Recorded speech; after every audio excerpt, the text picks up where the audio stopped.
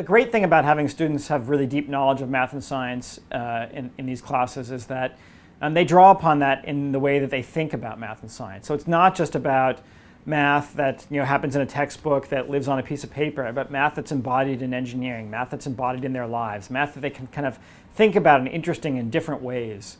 Same with science. It's about science and practice that they may have done from a UROP on campus or from some other experience that they've had interacting with faculty that have done research in those areas.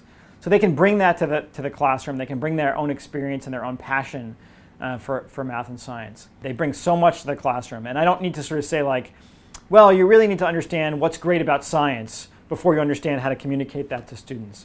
Or to understand what's great about that math is a language that we can use in lots of ways. You need to understand that before you can teach math.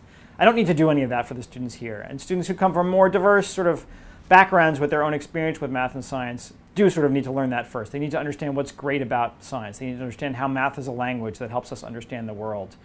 And so I think that if I were teaching in a different university, I'd probably need to help students learn that first before they actually tried to convey that to their own students. And I'm fortunate enough to not have to do that here.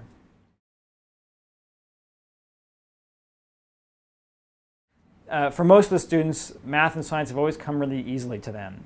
They've sat in a room, someone's perhaps lectured at them, and they've kind of gotten it. They can do well on a test, and they can move on. And sometimes it's a struggle for them to think about why is this student not getting it? The teacher told it to them just like they told it to me, and yet I understood and this student didn't. It's a matter of trying to think about how do you break that down to help them understand that everybody sort of thinks about the world differently and thinks about their own learning differently, and how to accept that challenge.